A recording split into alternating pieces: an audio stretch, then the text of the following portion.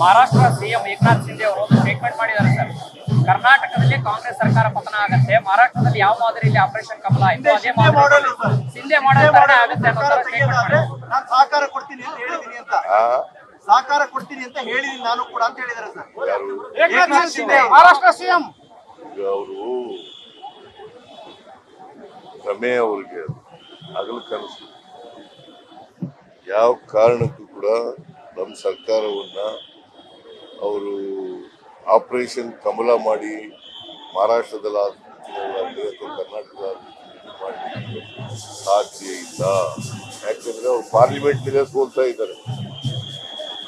ನಿಮ್ಗೆ ಗೊತ್ತದು, ಪಾರ್ಲಿಮೆಂಟ್ ನಲ್ಲೇ ಈ ಸಾರಿ NDA ಸೋಲ್ತದೆ ಅಂತ ಪ್ರಯತ್ನ ನಡೀಬಹುದಾ? ಆಫ್ಟರ್ MP ಎಲೆಕ್ಷನ್ ಅಂತ ಪ್ರಯತ್ನ ನಡೀಬಹುದಾ?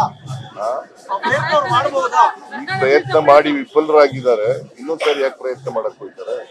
ಇಲ್ಲಿವರೆಗೆ ಪ್ರಯತ್ನ ಮಾಡಿ ವಿಫಲರಾಗಿದ್ದಾರೆ. ಕಳೆದ 1 ವರ್ಷದಿಂದ ಪ್ರಯತ್ನ ಮಾಡ್ತಲೇ ಇದ್ದಾರೆ, ವಿಫಲರಾಗ್ತಲೇ ಇದ್ದಾರೆ. ಪ್ರಯತ್ನ ಮಾಡ್ತಲೇ ಇದ್ದಾರೆ, ವಿಫಲರಾಗ್ತಲೇ ಇದ್ದಾರೆ. ಈ ನಮ್ಮ ಶಾಸಕರು ನನಗೆ ಇರ್ತಕ್ಕಂಥ ಇನ್ಫಾರ್ಮೇಶನ್ ಪ್ರಕಾರ ಯಾರು ಕೂಡ ಮಾರಾಟ ಆಗ್ಲಿಕ್ಕೆ ತಯಾರಿಲ್ಲ. ಮತ್ತೆ ಮಹಾರಾಷ್ಟ್ರದಲ್ಲಿ ಆದ ರೀತಿಯಲ್ಲಿ ಆಗಲಿಕ್ಕೆ ಸಾಧ್ಯತೆ ಇಲ್ಲ. ಯಾಕೆ ಧ್ರುವೀಕರಣ ಆಗುತ್ತೆ?